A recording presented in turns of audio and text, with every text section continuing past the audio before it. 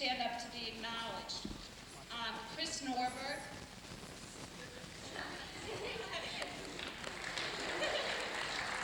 John Fuller. Teresa Latini. Colleen McCafferty. Bob Bell. Jason Goldman. Anya Du Hoffman. Monica Klumpkin. Mike Backus. Dina Romano. Krista Brink. Lisa Len. Colleen Brighton. Jen Coleman. Amy Short. Wayne Addy. Nicole Roberts. Justine Du Hoffman. John Jones. Dave Hughes. Durin Luthrow. I'm making a mess out of that. Jean Gray. Michael Starzan. Brenda Paget. Margaret Conklin. Don Hen. And Colleen Magui. I hope I didn't miss anybody. I also want to thank Cato and Mrs. Flamis, our co-sponsors for this event, and we'd like to sincerely thank our principal, Mr. Farris, the City Council, Mr. Roberts, and our superintendent, Mr. Muscati, for their support in making this walk a success. At this time, I'd like to introduce two very special people. They are Mrs. Betty J. Flamis, head of our Community Awareness Task Organization, Cato, and Mrs. Ann Corkin, head of Project Team, which is our school group. Thank you.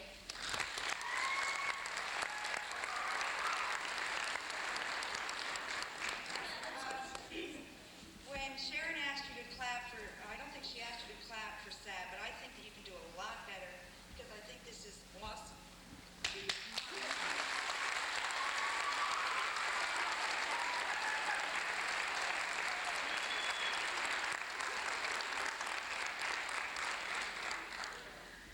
Most of you know what Cato stands for, and just briefly Sharon asked me to give the background. It was formed in 1978 by a group of parents from the middle school who were very, very concerned about the drinking and the drugs, the problem with the drinking and the drugs. And as a preventative measure, we started Cato, and the name is just a gimmick. Through the years, we've done many, many things, and it took us a long time, believe me, to become credible, where people would say, oh, yeah, I think we have an organization. What's the name of that? You know, Cato, blah, blah, blah. So anyway, we went through speakers and awareness programs and things for kids, things for parents, parenting, and so on. I'm not going to bore you with all of it. We led off about 3 years ago to the dances, where we thought that perhaps kids would want the dances revived in the high school, and it has taken off, with Cato co-sponsoring it. S.A.D. is an offshoot of Cato, and as Sharon said, she forgot to say that her husband ran it the first year, Bob Fife, and then Ann Corcoran ran it since then. Another thing about Cato that really pleases me is that last year we started the Safe Home, in case you all received it in the mail, and last year our response was 220 people responded. This year we are over 1,000.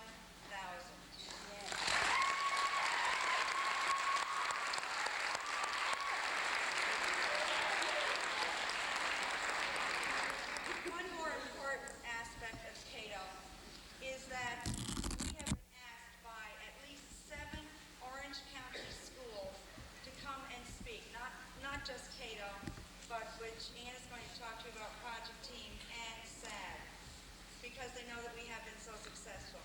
And another reason I truly believe we are successful is because Cato, the community group,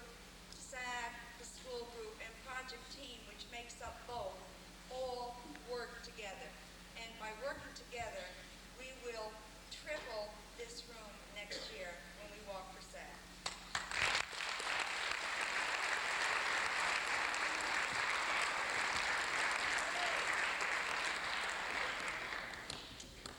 Hi, my name is Ann Corcoran. I'm the school nurse here at the high school.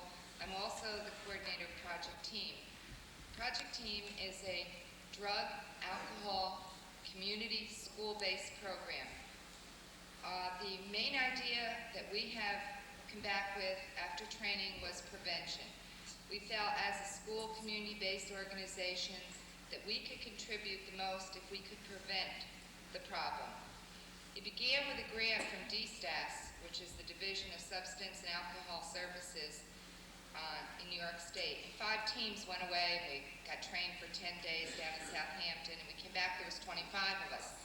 Then we took 75 people away, and these people comprised of all sorts of community people, parents, civic leaders, service organization leaders, just to name a few off the top of my head. The mayor is a member, Dave Gordon from the paper is a member, Paul Lester from the radio station is a member, the police chief is a member, parents are members, Mrs. Ising, people from social services, so that we got everybody involved with this program.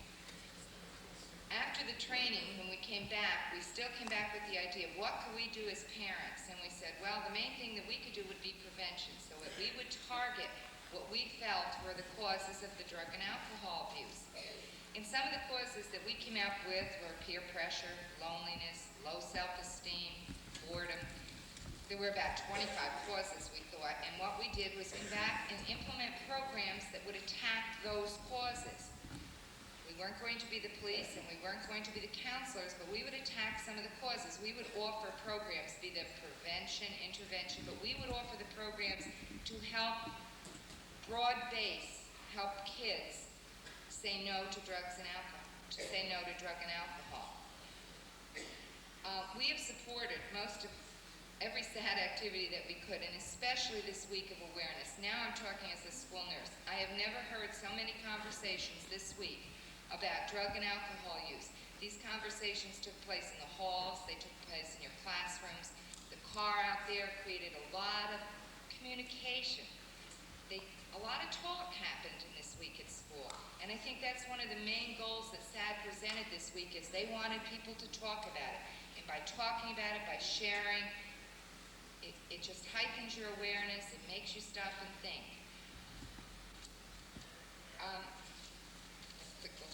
So I don't forget anything. This weekend, we are so excited, the adult project team, high school team, because our dream has come true.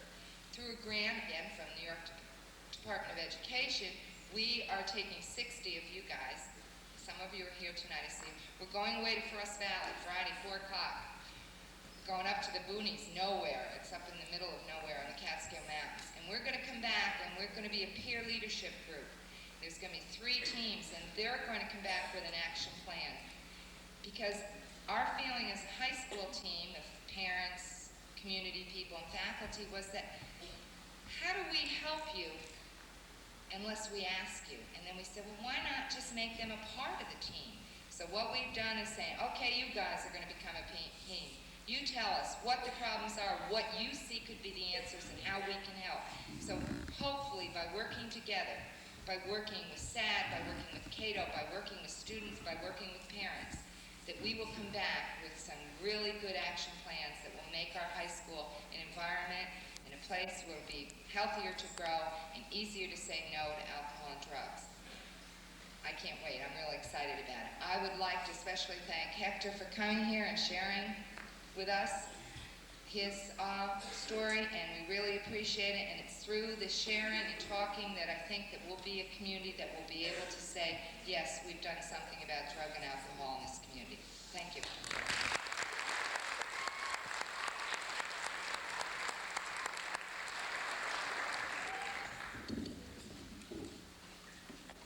Hi, my name is Chris Norberg, and I'm a junior and a member of S.A.D. Students Against Driving Drunk. I'm very pleased to be able to introduce our guest speaker tonight. I first saw his presentation at a S.A.D. conference in upstate New York. All the S.A.D. members and I were so touched by his story that we wanted him to come and share it with the community and our students.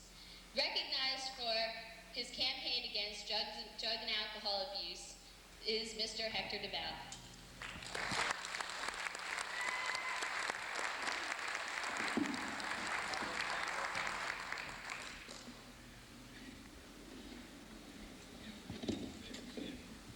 Beautiful.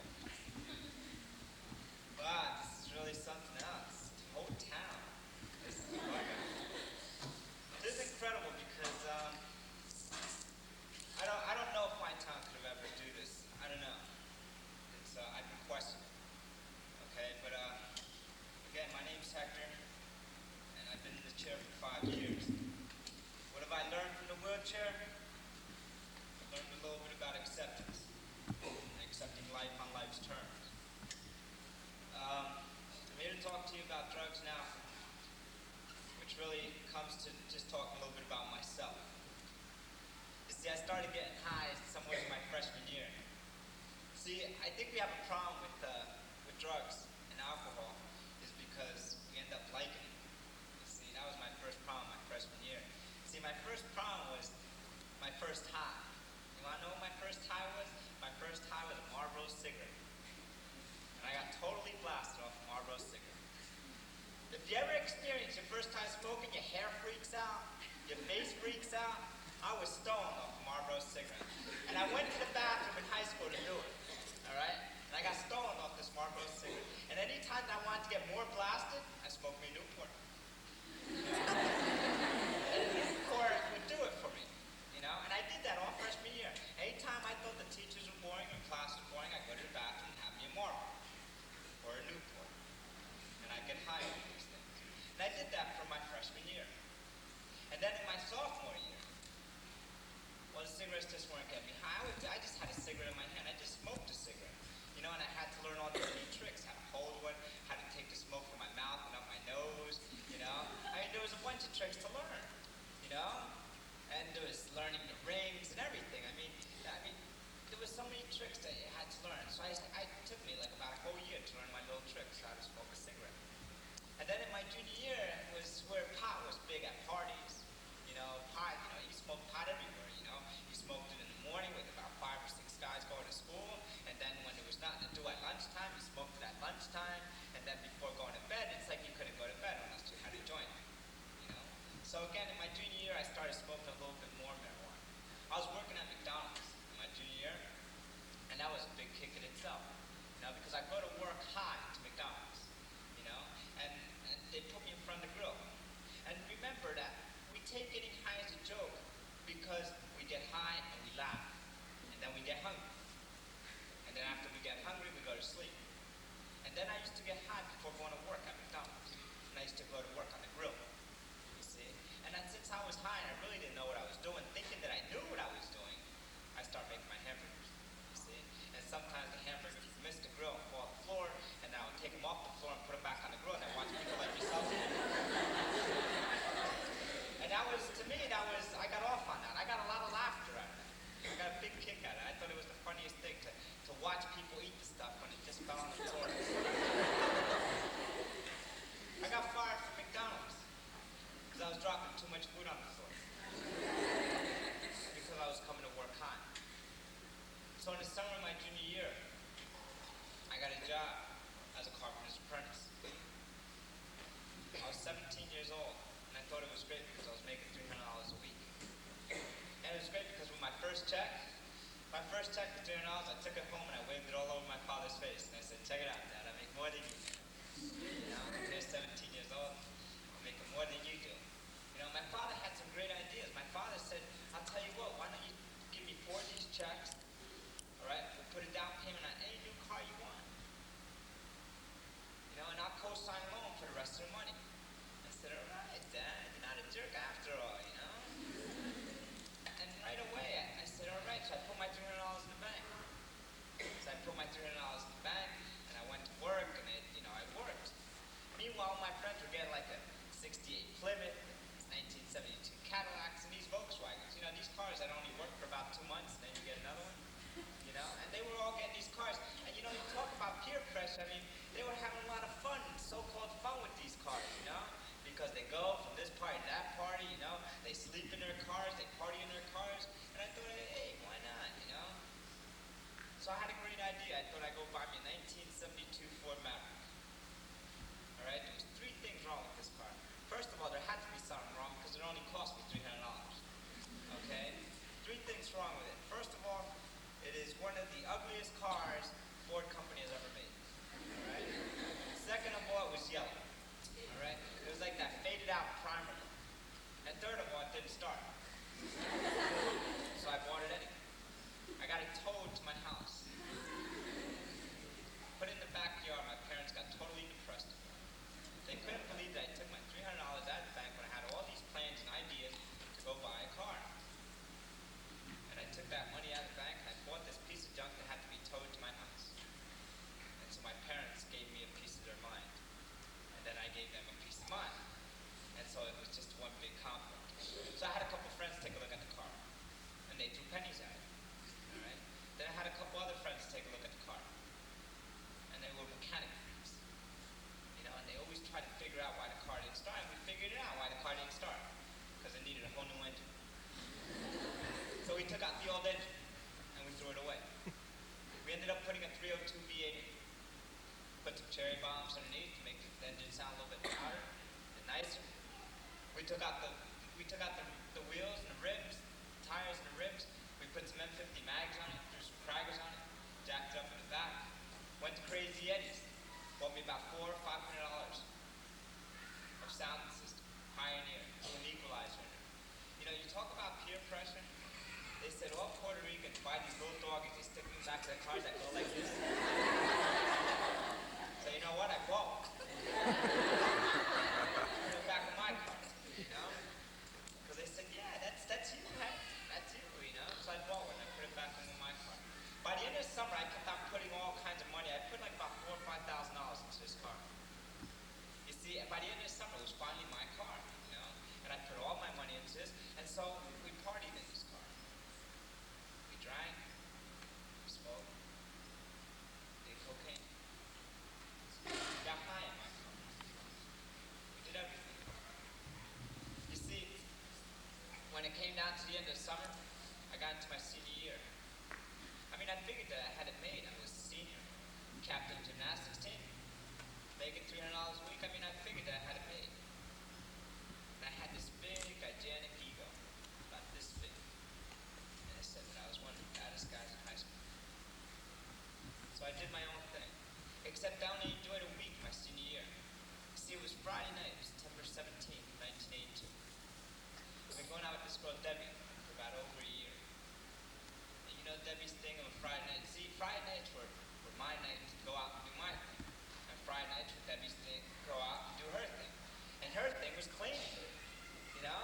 I mean, Debbie, you asked Debbie what she was going to do on a Friday night. You know, you asked Deb, what are you going to do on a Friday night? Well, first I'm going to do the bathroom upstairs and downstairs. And then I'm going to do my parents' room upstairs, and then I'm going to do my room. And then I'm going to do the attic and the cellar. And if I have enough time, I'm going to wash the dog. And that was her thing of a good time, was just to clean, you know, and stay home. And so Friday night she called me up and said, guess what? I finished cleaning early, you know? And I said, wow, that's great, you know? So the whole thing was that me and Debbie wanted to go out to the movies and get something to eat. And I said, but Dad, I already made plans with the guys. And you know how girls are. Well, you can cancel those plans, babe. I said, yeah, but I already made them, you know? She goes, I know, but you love me more than you love your friends, don't you? I said, yeah. But you know how it is. I mean, the guys, you know? Friday night, the guys, you know? So it turned out this whole big thing, you know? Because I wasn't going to give up my night with the guys, you know? I would rather have gone out with the guys than going out with my girlfriend and going out to dinner. Because I enjoyed getting high with the guys. Okay, so what I did was, it turned into one of those phone conversations that I didn't do what she wanted me to do, which was probably the best thing for me to do. But I didn't want to do that. So it turned into one of those phone conversations that all we did was read on the phone. And for about an hour, sound like two perverts, go to a pizzeria. The pizzeria was only 10 minutes away. Now I'll tell you why I drove this night the way I was.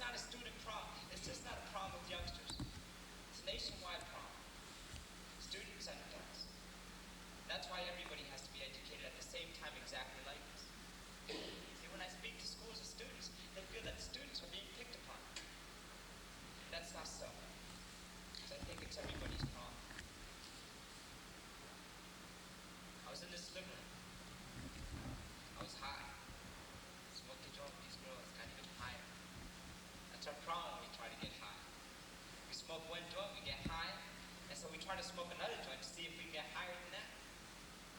And it goes on and on. The same with the addiction of cocaine. We do one line, and we have to do another because we're expected to get higher and higher and higher. But eventually we don't. Eventually we just pass out. We get drunk. We pass out. We get high. We go to sleep. I tried to figure it out for about 4 or 5 years getting high. I wanted to see how high I could get. So my only choice that night was just go to a pizzeria and get something to eat. So that's what I did. Except I never made it to the pizzeria. I was on Route 46 in Dover. It's a 2-lane highway. I took a beer with me, I put it on the side of my leg, in between my legs. Another girl came with me. She sat on the passenger side. The second girl sat between us. I put my sound system up to about decimal 10. It's just, it was one of those rides that all you do is just look at each other and smile. Because the music was so loud. So we drove.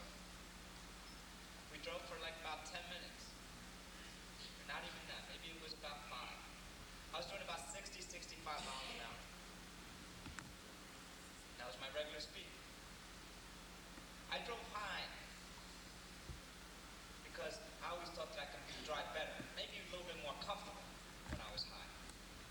You know why? Because as long as I made it from point A to point B, I was comfortable driving high. See, we're never expected to put on our brakes at 65 miles an hour. We're never expected to turn our wheels at 90 degrees to avoid hanging out of the car. So we don't get high to put on our brakes and turn our wheels at 90 degrees. We get high and then decide to drive because we feel a little bit more comfortable, a little bit relaxed, maybe too relaxed. Maybe that was my problem. I hit my first car at 65 miles an hour. After I hit my first car, I hit my second car. After I hit my second car, you talk about alcohol delays and reactions. Only after I hit my second car, I put on my brakes. I skidded about 100 feet, the size of a football field. Then ran into a brick wall. You see, the paramedics came with this thing called the jaws of life. Jaws of life, well, it does cut through metal. So they cut my door off. Just cut the hood of my car off. Just to find out that they had to take the dashboard off on top of my legs. And the steering wheel away from my ribs. After they did that, they took me to Dover General Hospital. I woke up about 3 days later. When I woke up facing the floor. Patches on my chest, needles in my arms, tubes on my nose, down my throat. I guess the worst thing that hit it most of all were the 2 screws. 2 of them, about 4 inches long, screwed to the side of my head. And I was rotated every 2 hours. That's when I woke up, I found myself facing the floor. I wasn't even on the bed, I was on this thing called the striker frame. And it's just a piece of metal apparatus that straps your whole body, and you be turned every 2 hours. So for 2 hours you face the floor, and for another 2 hours you face the ceiling. I lived that way for every 2 hours. The only way to knock me out was with medication, because the pain was so intense. So for 2 hours I faced the floor, and then for another 2 hours I faced the ceiling. And that's the way I lived for about a week. After a week they took me off the apparatus and they put me on a regular hospital bed. In a regular hospital bed, I had tests and more blood tests, more x-rays and more tests. Just for about 2 weeks later for a doctor to come into the room and tell me that I broke my neck in 2 places. That I was lucky to be alive, that they did some special surgery on me, and I'd be able to move my neck, probably even move my arms. And I asked about why I hadn't been able to move my legs, or move my fingers. And why I did damage to my spinal cord, which has left me paralyzed from the chest down. You see, I've been this way for 5 years, and I learned to live life on life's terms. But it wasn't like that in the very beginning. The beginning was very suicidal. Who would want to live this way? You know? And that's the way it was. I didn't want to accept this. I only wanted to accept living life the way you do. Walking, moving your hands like everybody else. So the first year was totally suicidal thoughts, why live this way, angry with God, and then a little bit of everything else. So what's my purpose of coming here and telling this to you?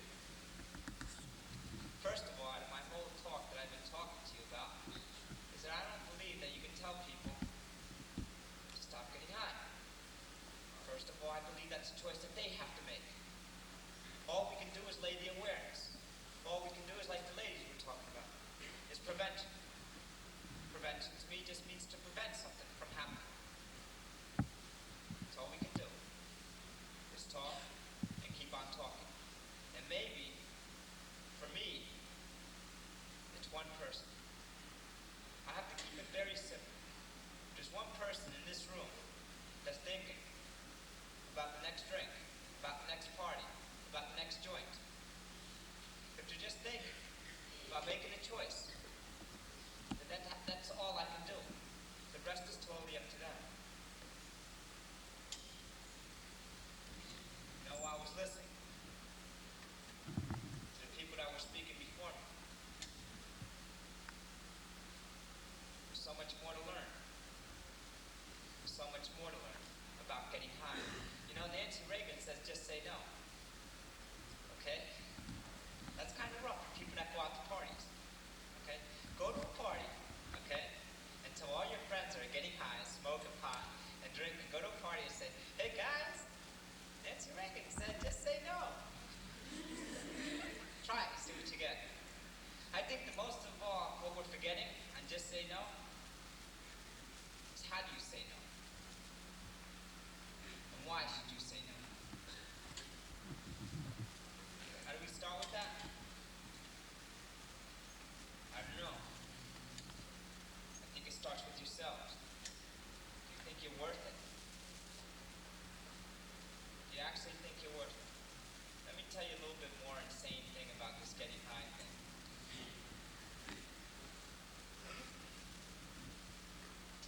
After I hit 2 cars in a brick wall, I spent 8 months in a hospital. I went back to high school. I started getting high again. People that don't get high, the people that don't drink, they would say, how could you? How could you go back? How could you do this? Kind of sounds a little bit insane. But I ask it to you. How could people here go back to drinking and driving? To partying? After they've seen this? The results. How could people go back to getting high after they've seen their own friends